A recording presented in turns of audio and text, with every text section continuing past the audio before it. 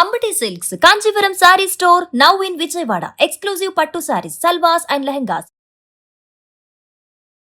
Suman TV ప్రేక్షకులకు నమస్కారం. గత సంవత్సరం అనగా విశ్వావసనామ సంవత్సరంలో మనకైతే కొంతమందికి ఎన్నో ఆటంకాలు ఎన్నో విషయాల్లో ఏర్పడ్డాయి కదా అండి. చూసుకుంటే గనక పెళ్లిళ్ళ విషయాల్లో కానీ, సంతాన విషయంలో, విద్య, ఉద్యోగం ఇలా రకరకాల ఏదో ఒక ఆటంకాలు అయితే ఏర్పడ్డాయి. బట్ వచ్చేది ఎలాగో మనకి శ్రీ పరాభవనామ సంవత్సరం కాబట్టి ఆ సంవత్సరంలో మనకి ఎలాంటి ఆటంకాలు కలగకుండా అందరం కూడా దిగ్విజయంగా ముందుకు వెళ్ళాలని మనలో చాలా మంది అనుకుంటుంటారు కదా. మరి మార్చి 18న అమావాస్య వస్తుంది. ఈ అమావాస్యలోపు ఏదైనా పరిహారాలు కానీ, నివారణ చర్యలు పాటిస్తే గనక ఏమైనా ఫలితాలు ఉంటాయా తెలియజేయడానికి ప్రస్తుతం మనతో పాటు ఉన్నారు సంకల్ప మందిర్ నిర్వాహకులు, ప్రముఖ జ్యోతిషులు బ్రహ్మశ్రీ నందిబట్ల శ్రీహరి శర్మ గురువు గారు. వారితో మాట్లాడి మరిన్ని వివరాలు తెలుసుకుందాం. గురువు గారు నమస్కారం. గురువు గారు, వాగర్థావివ సంపృక్తౌ వాగర్థ ప్రతిపత్తయే జగతః పితరౌ వందే పార్వతీ పరమేశ్వరౌ ఆదిత్యాయ చ సోమాయ మంగళాయ బుధాయ చ గురు శుక్ర శనిభ్యశ్చరాహవే కేతవే నమః. శృంగేరి జగద్గురు పీఠాధిపతులకి, కంచి పీఠాధిపతులకి నమస్కారములు తెలియజేసుకుంటూ కార్యక్రమాన్ని ప్రారంభిద్దాం. గురువుగారు, మరి విశ్వావసనామ సంవత్సరం అయితే కొన్ని ఆటంకాలు కొంతమందికి అయితే ఉన్నాయి గురువుగారు. ఇంకా ముందుకు వెళ్ళలేకపోయాము, ఇంకా ఏమీ మాకు సక్సెస్ అవ్వలేదు అని చాలా మంది సఫర్ అవుతున్నారు. బట్ ఇప్పుడు వచ్చేది శ్రీ పరాభవనామ సంవత్సరం. ఆ సంవత్సరమైనా మాకంతా కూడా సక్సెస్ కావాలి అని చాలా మంది రకరకాలుగా గురువుగారు, పెళ్లిళ్ళ విషయం అయితే ఏంటి, సంతాన విషయం, విద్య, ఉద్యోగం ఇలా రకరకాలుగా మాకు సక్సెస్ కావాలి అంటే గనక ఏమైనా పరిహారాలు కానీ, నివారణ చర్యలు కానీ ఈ అమావాస్య ఏమైనా మనకి సద్వినియోగం చేసుకునే విధంగా ఉంది అంటారా గురువుగారు? అమావాస్య లోపల సద్వినియోగం చేసుకునే అవకాశం అమావాస్య లోపల అంటే 18లో వీక్షించేటువంటి సుమన్ టీవీ ప్రేక్షకులు కూడా ప్రధానంగా ఈ వీడియోని ఆశాంతం వీక్షించే ప్రయత్నం చేయండి. ఎందుకనంటే మీ జీవితంలో ఒక అద్భుతమైనటువంటి విజయాన్ని చేకూర్చడానికి ఒక మైలురాయిలాగా మీకు ఈ యొక్క వాస్తవమైనటువంటి విషయాలు మీకు తెలియచేయడం జరుగుతుంది. అంటే ప్రధానంగానమ్మ చాలామంది ఈ సంవత్సరం మంచిగా ఉండాలి అని ఆలోచిస్తూ ఎన్నో ప్రయత్నాలు చేస్తారు. కొత్త సంవత్సరం రాగానే మళ్ళీ ఈ కొత్త సంవత్సరంలోనైనా మళ్ళీ మన సంకల్పాలు నెరవేరాలి అంటే చాలామంది అనేక ప్రయత్నాల్లో, ముఖ్యంగా తల్లిదండ్రులు ముఖ్యంగా బాధపడేటువంటిది పిల్లల వివాహం. పూర్వకాలంలో వివాహం పిల్లలకి జరిగిన తర్వాత పెళ్ళైన దారభ్యత అబ్బాయి తల్లిదండ్రులు, అమ్మాయి తల్లిదండ్రుల బాధ్యత తీరిపోయేది. వాళ్ళ గురించి ఆలోచించేవాళ్ళు కారు. కానీ ఇప్పుడు పెళ్ళైనా దాంపత్యం ఎలా ఉంటుందో విభేదాలు ఏర్పడుతున్నారు. అలాగే 2-3 పెళ్ళిళ్ళు, 4 పెళ్ళిళ్ళు కూడా జరుగుతున్నాయి. అంతేకాకుండా పై ఆకర్షణలకి లోనైపోయి మనం తప్పటడుగులు వేసేటువంటి వాళ్ళు చాలామంది ఉన్నారు. సంతానం కలక్క ఇబ్బంది పడుతున్నటువంటి వాళ్ళు ఉన్నారు. అన్నిటికంటే ముఖ్యంగా చేస్తున్నటువంటి వృత్తి, ఉద్యోగ, వ్యాపారాల్లో ఎంతో ఆశలతో ముందడుగు వేసిన అన్ని అవకాశాలు దగ్గర దాకా వచ్చి వెనక్కి వెళ్ళిపోవడం. అలాగే ముఖ్యంగా వివాహ విషయమే చాలా ప్రధానంగా ఇబ్బంది. ప్రతి కుటుంబంలో సాధారణంగా ఉన్నటువంటి వాళ్ళకేమో పెళ్ళిళ్ళు అయిపోతున్నాయి, ఉద్యోగాల్లో ప్రమోషన్స్ వస్తున్నాయి. మన పిల్లలకి ఏంటి పెళ్ళిళ్ళు కావకుండా ఇబ్బంది పడుతున్నారో. అందం ఉంది, చదువు ఉంది, ఐశ్వర్యం ఉంది, ఇన్ని ఉన్నా ఎందుకు ఇబ్బంది అంటే చాలామంది ఇట్లాంటి కేవలం విద్య పరంగా చూసుకున్నా సాధారణంగా ఉన్నటువంటి వాళ్ళు ఒకేసారి మంచి భవిష్యత్తులోకి వెళ్ళిపోతారు, మంచి గొప్ప చదువుతారు. మన పిల్లలేమో సాధారణంగా ఉంటుంది విద్య కూడా.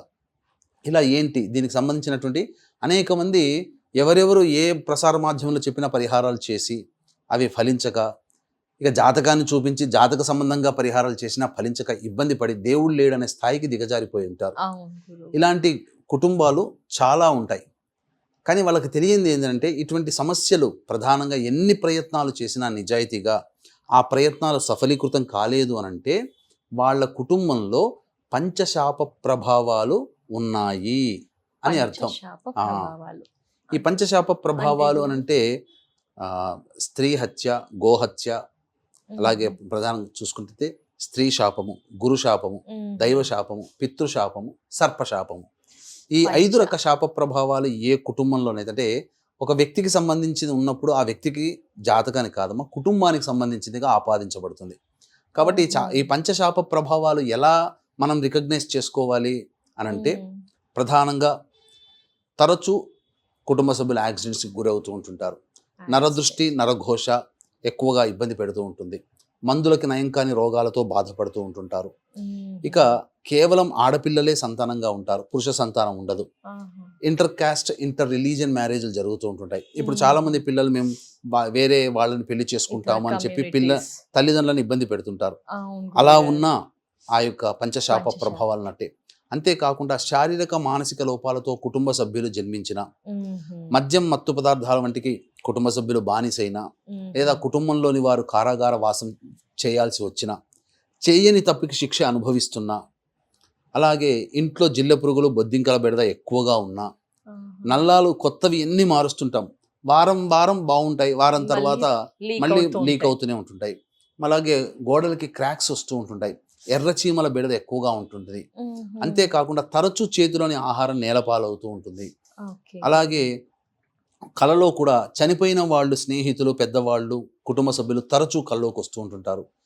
అలాగే తాను కారాగార వాసమైనట్టు, ఇల్లు కూలిపోయినట్టు, సుడిగుండంలో చిక్కుకున్నట్టు, పాము చేత కరిచి చంపబడ్డట్టు ఇట్లాంటి కలలు వచ్చిన, అలాగే కుటుంబంలో కుటుంబ సభ్యులు ఎవరికి వారే యమునా తీరే, ఎవరి మాట ఎవరు వినరు, ఎవరి జీవితం వాళ్ళదన్నట్టు ఉన్నా, పెళ్ళిళ్ళు కాకుండా ఇబ్బంది పడుతున్నా, సంతానం కాకుండా ఇబ్బంది పడుతున్నా, తరచూ డైవర్సులు అవుతున్నా, అలాగే ఏ జన్మలో ఏ పాపం చేశామో ఈ జన్మల్లో చాలా నరకయాతన అనుభవిస్తున్నామని చెప్పి చాలా మంది వాపోతుంటుంటారు అలాంటి కుటుంబాలలో. ఇంకా చెప్పాలి అని అంటే ఈ యొక్క సంబంధించినటువంటి వివాహమైన సంవత్సరం ఉంటుంది. ఉదాహరణకి 1990 సంవత్సరంలో వివాహం అయింది. వాళ్ళతో పాటు వివాహమైన కొన్ని జంటలు చాలా పైకి ఎదుగుతాయి. వీళ్ళు మాత్రం కొన్ని కుటుంబాలు ఎక్కడ వేసిన గొంగడ అక్కడ ఉన్నట్టుగా ఉంటుంది. అలాగే ఒక అనాలోచిత నిర్ణయం తీసుకొని సంపాదించిన లక్షల కోట్ల సొమ్ము అంతా కూడా నష్టపోతారు. స్టాక్స్లో పెట్టి నష్టపోతారు, బెట్టింగ్ యాప్స్లలో పెట్టి నష్టపోతుంటుంటారు. ఆ విధంగా పిల్లలు చేసిన, పెద్దవాళ్ళు చేసిన. అలాగే మేము మా యొక్క సమస్య కోసం తిరగని చెట్టంటూ లేదు, మొక్కని దైవం అంటూ లేదు, పుట్టంటూ లేదని చెప్పి వాపోయి ఇక దేవుడు లేడు అని చెప్పేసి దేవతా చిత్రపటాలు, విగ్రహాలని తీసి బయటపడేస్తుంటారు కుటుంబాలు. అటువంటి కుటుంబాలలో ఈ యొక్క పంచశాప ప్రభావాలు అనేటువంటివి ఉంటాయి. అందుకనే ఈ పంచశాప ప్రభావాలు అనేటువంటివి మానవుడి జీవితంలో ఎన్ని ప్రయత్నాలు చేసినా, ఎన్ని పూజలు చేసినా అంత త్వరగా ఫలితాలు కలగవు. ఎందుకంటే ఇంట్లో తిష్ట వేసిన ఈ పంచశాప ప్రభావం ఉన్నప్పుడు ఆ పూజా ఫలితం ఇంట్లోకి రాదు. ఎప్పుడైతే ఈ దోషం తొలగిపోతుందో అప్పటి వరకు మనం చేసినటువంటి పూజా ఫలితం మనం అనుభవిస్తాం. అందుకనే చాలామంది ఈ పంచశాప ప్రభావం తొలగించుకున్న తర్వాత మా జీవితంలో ప్రశాంతత ఉంది, మేము అనుకున్న పనులు నెరవేర్చుకుంటున్నాము అని చెప్తూ ఉంటుంటారు. కానీ వాస్తవానికి దోషం మాత్రమే పోయింది, శాపాలు మాత్రమే తొలగిపోయాయి. కానీ మనం చేసుకున్న పూజల పుణ్య ఫలితాలే మనం అనుభవిస్తున్నాము. తద్వారా మనకు మంచి జరుగుతుంది.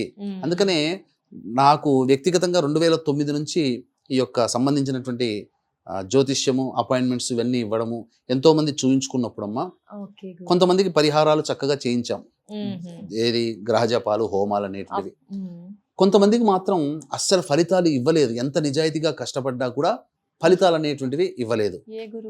కారణం ఏంటంటే తెలుసుకున్నప్పుడు, ఈ కారణానికి ప్రధానంగా మనం తెలుసుకున్నప్పుడు ఏంటంటే ఈ యొక్క పంచశాప ప్రభావాలు ఉన్నప్పుడు ఈ సంబంధించినటువంటివి ఇబ్బందులు అనేటువంటివి ఉంటాయి. ఫలితాలు అంత తొందరగా రావు. అందుకనే మనం ఈ పంచశాప ప్రభావాలు 2013 నుంచి మన పీఠం ఆధ్వర్యంలో ప్రతి నెల చేయిస్తున్నాం. దీంట్లో భాగంగా ప్రేత చతుర్దశి అని చెప్పి 17వ తారీఖు మార్చి రోజున ఏర్పడుతుంది. తర్వాత వచ్చేటువంటి అమావాస్య ప్రేత అమావాస్య అని చెప్పబడుతుంది. కాబట్టి ఇక్కడ ప్రధానంగా ఈ 17వ తారీఖు 18వ తారీఖు రోజున ఈ పంచశాప నివృత్తి పూజలు, హోమాలు జరిపించడం అనేటువంటిది మన పీఠమాధ్వర్యంలో జరుగుతుంది. కాబట్టి అవకాశం ఉన్నటువంటి వాడు ఈ కార్యక్రమంలో గోత్రనామాలు నమోదు చేసుకోవచ్చు, స్వయంగా పాల్గొనవచ్చు. రాలేని వాళ్ళకి బ్రాహ్మణుని కర్తగా పెట్టి చేయించడం జరుగుతుంది. ఇక ప్రధానంగా గమనించుకున్నట్లయితే జాతకరీత్యా కన్నా కూడా ఈ పంచశాప ప్రభావాలు కుటుంబంలో మరికొన్ని సంఘటనల ద్వారా మనకు ఉన్నదని మనకు శాస్త్రం చెప్పబడుతుంది. తండ్రి వైపు, తల్లి వైపు, తండ్రి వైపు, భర్త వైపు 6 తరాలు, తల్లి వైపు, భార్య వైపు 3 తరాలలో దుర్మరణాలు అంటే road accident, fire accident, suicide attempt, నదిలో బావిలో పడి చనిపోవడం, ఇంట్లోంచి వెళ్ళిపోవడం, లివర్ ఫెయిల్యూర్, కిడ్నీ ఫెయిల్యూర్, క్యాన్సర్తో చనిపోవడం, లేదా ఆ రోగాలతో బాధపడుతున్న, స్త్రీ హత్య, గోహత్య, బ్రాహ్మణ హత్య, పాముని చంపిన, పిల్లిని చంపిన, ఇవి కుటుంబ సభ్యులు ఎవరైనా చేసినా, అలాగే ఈ కరోనాతో చనిపోయిన, పెళ్లి కాకుండా చిన్నతనంలో చనిపోయిన, ఓకే. పెద్దయిన తర్వాత కూడా పెళ్లి కాకుండా ఉన్న, దూర ప్రాంతాల్లోకి వెళ్ళిపోతారు. వాళ్ళకి చనిపోయిన తర్వాత సంస్కారం అనగా ఈ దినకర్మలు చేయరు అటువంటి కుటుంబాలలో. అలాగే ఏ రకమైన రోగమైనప్పటికీ, ఎలాగైనప్పటికీ కూడా 60 సంవత్సరాల లోపల కుటుంబ సభ్యులు చనిపోయినా, పిండ ప్రదానాలు చేయలేకపోయినా, ఇంటర్ క్యాస్ట్ ఇంటర్ రిలీజియన్ మ్యారేజ్ల కుటుంబంలో ఎవరికైనా జరిగినా, పిల్లలు అట్లా చేసుకుంటామన్నా, ఆడపిల్లలే సంతానంగా ఉన్నా, ఇవన్నీ కూడా పంచశాప ప్రభావాలున్న కుటుంబాల్లో జరుగుతాయి. మా పెదనాన్న కుటుంబంలో జరిగింది మాకు జరగలేదు అనుకోవద్దు. ఇది ఎలా మనం చూసుకోవాలి అంటే, ఇది ఒక కుటుంబంలోని ఒక వ్యక్తికి సంబంధించింది కాకుండా ఎవరి జాతకంలో కుటుంబ సభ్యుల్లో ఉన్నా అది కుటుంబం మొత్తానికి ఆపాదించబడుతుంది. పైగా మన కుటుంబంలో ఎవరైనా చనిపోతే మైల పడతాం కదా, ఆ మైల పట్టగలిగే బంధుత్వంలో అందరిలో ఎవరు ఇలా చనిపోయినా ఆ దోషం వాళ్ళకున్నట్టే లెక్క. కాబట్టి అలసత్వం చేయకుండా ఈ యొక్క పంచశాప నివృత్తి అనేటువంటిది అత్యంత వేగిరంగా నివారణ చేసుకుంటేనమ్మా, కనీసం వచ్చే పరాభవ నామ సంవత్సరంలోనైనా మనం ఈ సంవత్సరంలో విశ్వావసు నామ సంవత్సరంలో సాధించలేని ఫలితాలు పరాభవ నామ సంవత్సరంలో ఖచ్చితంగా మనం సాధించగలుగుతామని చెప్పడంలో ఏమాత్రం సందేహం లేదు. ఒకవేళ ఈ వీడియో చూసే సమయానికి 17, 18 తారీఖు అయింది అనుకోండి, అయ్యో ఈ సంవత్సరం అయిపోయింది కదా అని అనుకుంటే, మనం ఏప్రిల్ 17వ తారీఖు రోజున మళ్ళీ చేసే అవకాశం ఉంటుంది. ప్రతి నెల చేయిస్తుంటాం. కాబట్టి అవకాశం ఉన్నటువంటి వాళ్ళు ఈ చెప్పినటువంటి లక్షణాలు గనక మీ కుటుంబంలో గనక ఉన్నట్లయితే ఖచ్చితంగా అది పంచశాప ప్రభావం. మీకు ఎన్ని విధాలుగా నిజాయితీగా కష్టపడ్డా అది అన్ని నోటి దాకా వచ్చి వెనక్కి వెళ్ళిపోతే ఫలితాలు అనేటువంటివి ఉండవు. కాబట్టి ఇది నివృత్తి చేసుకుంటేనే మనం అన్ని జీవితంలో అన్ని కోరికల్ని మనం అనుకున్న విధంగా నిజాయితీగా కష్టపడతాం కదా, ఖచ్చితంగా ఫలితం మాత్రం ఉంటుంది అని చెప్పడంలో ఏమాత్రం సందేహం లేదు. అవకాశం ఉన్నంత వరకు ఈ నెల 17, 18వ తారీఖున, కాబట్టి 16వ తారీఖున బయలుదేరుతాం. 17వ తారీఖు నాడు చేయించుకునేటట్టయితే, 18వ తారీఖు నాడు నమోదు చేసుకుని చేయించుకునేటట్టయితే 17వ తారీఖు నాడు బయలుదేరుతాం. నేనే దగ్గరుండి కార్యక్రమాలన్నీ చేయించడం జరుగుతుంది. కానీ సాధారణంగా ఈ మధ్య ఉంటారు, వాళ్ళ భర్తలు చేయాలి. దూర ప్రాంతంలో ఉన్నవాళ్ళు, అనారోగ్య సమస్యల్లో ఉన్నవాళ్ళు, అలాగే లేడీస్ చేసుకోవాలని ఉంటుంది కానీ భర్తలు సహకరించరు. అటువంటి వాళ్ళ కోసం బ్రాహ్మణుని కర్తగా పెట్టి చేయించడం జరుగుతుంది. ఈ కర్తగా పెట్టి చేయించుకున్నప్పుడు బ్రాహ్మణుడికి సంబంధించిన వీడియోలన్నీ కూడా మనం ప్రజెంట్ చేయడం జరుగుతుంది కార్యక్రమం అయిన తర్వాత. ప్రధానంగా ఈ మధ్య చాలా మంది చేస్తున్న తప్పేంటంటే, వీటి గురించి తెలుసుకొని గూగుల్లో వెతుకొని డైరెక్ట్గా వెళ్ళిపోతుంటారు. అక్కడ ఏం జరుగుతుంది, కాల్స్ రిసీవ్ చేసుకునే వాళ్ళు ఒకళ్ళు, అలాగే వాళ్ళందరినీ హోస్ట్ ఇచ్చేటువంటి వాళ్ళు ఒకళ్ళు, పూజ చేయించే వాళ్ళు ఒకళ్ళు అవుతున్నారు. కాబట్టి పూజ చేయించే వాడికి టార్గెట్ ఉంటుంది, రోజుకి ఇన్ని పూజలు చేస్తే నాకు ఇంత డబ్బు వస్తుంది అని. కాబట్టి ఆర్గనైజ్ చేసే వాళ్ళు ఒకళ్ళు అవుతున్నారు, పూజలు చేసే వాళ్ళు ఒకళ్ళు అవుతున్నారు. తద్వారా కోరిలేషన్ లేకపోవడం, పైగా యజ్ఞోపవీతం ఉన్న కుటుంబాలకేమో వీళ్ళకి శాస్త్రం తెలుస్తుంది ఏమైనా భయంతో ఒళ్ళు దగ్గర పెట్టుకొని శాస్త్రీయంగా చేస్తారు. మిగతా అదర్ క్యాస్ట్ వాళ్ళకి ఏం జరుగుతుందనంటే, తూతూ మంత్రంగా పురాణోక్తంగా చేయించి మమ అనిపిస్తారు. అంటే 4 గంటలు చేయాల్సిన పూజ గంటన్నరలోకి పంపించేస్తారు. పైగా దుర్మరణం పాలైన వ్యక్తి యొక్క ఆత్మ చాలా నరకయాతన అనుభవిస్తుంది. మనం సాధారణంగా భూమి మీద కాళ్లతో నిలబడి మన శిరస్సు పైన ఉంటుంది, కానీ మోక్షాన్ని పొందని ఆత్మ పిశాచ రూపాన్ని పొంది తల కిందులుగా ఉండి కాళ్ళు పైకి ఉంటుంది. ఆ యొక్క స్థితి అనేటువంటిది ఎంతటి ఇబ్బందికరం అంటే, ఒక అమ్మాయి డెలివరీ అయితే ఎంత బాధపడుతుందో అంతకి 1000 రెట్ల బాధని ఆ ఆత్మ ఘోషపడుతుంది. కాబట్టి ఆ ఆత్మ ఎవరి వంశంలో జన్మించిందో ఆ వంశ వారసులే చేయాలి ఈ పరిహారం. అందుకోసం వాళ్ళ కుటుంబాల్లో కొన్ని కష్టాలు అనేటువంటివి నాకు చేయిస్తుంది. కష్టాలు కలుగుతున్నప్పుడన్నా తెలుసుకొని ఎందుకు ఇంత కష్టపడ్డా, నిజాయితీగా మనం ఉన్నా మనకి ఈ సమస్యలు ఎందుకు వస్తున్నాయని చెప్పి పండితుల దగ్గరికి వచ్చి చూపించుకున్నప్పుడు ఈ పంచశాప ప్రభావాలు అనేటువంటి కుటుంబంలో ఉండడం ద్వారా జరుగుతుందని తెలిసి ఆ నివారణ జరిపించుకున్న తర్వాత ఆత్మకి మోక్ష ప్రాప్తి కలుగుతుంది. తద్వారా ఆ నరకయాత నుంచి విమోచనం కలుగుతుంది. అప్పుడు ఆత్మ సంతోషపడి నాకు ఇంతటి బాధ నుంచి విముక్తి కలిగిన వాళ్ళకి మంచి జరుగుగాక అని చెప్పి దీవించి వెళుతుంది. పైగా ఈ మార్చి 17వ తారీఖు రోజున జరిగేటువంటిది ప్రేత చతుర్దశి మరియు అమావాస్య 18 ప్రేత అమావాస్య. ఏం చెప్పబడి ఉన్నదంటే, పితృ కార్యక్రమాలు అనేటువంటివి ఈ సందర్భంగా శివాలయంలో గనక చేసినట్లయితే సాక్షాత్తు పరమేశ్వరుడే ముక్తిని ప్రసాదిస్తాడు అని చెప్పి, కాబట్టి అటువంటి పుణ్య కార్యక్రమం ఈ యొక్క పంచశాప నివృత్తి కార్యక్రమం అనేటువంటిది మనం 17, 18 తారీఖులో చేస్తున్నాం. కాబట్టి అవకాశం ఉంటే స్క్రీన్పై కనిపిస్తున్న నెంబర్కి వేగిరంగా కాంటాక్ట్ చేసి మీరు ఈ సంబంధించినటువంటి కార్యక్రమంలో నమోదు చేసుకోవచ్చు. తప్పకుండా మీకు మంచి జరుగుతుంది. ఒకవేళ అవకాశం లేకపోతే ఏప్రిల్ 17వ తారీఖు రోజునైనా కానీ నమోదు చేసుకోవచ్చు. తప్పకుండా. ధన్యవాదాలు గురుగారు. నమస్కారం. సర్వం శ్రీ ఉమామహేశ్వర పరబ్రహ్మార్పణమస్తు.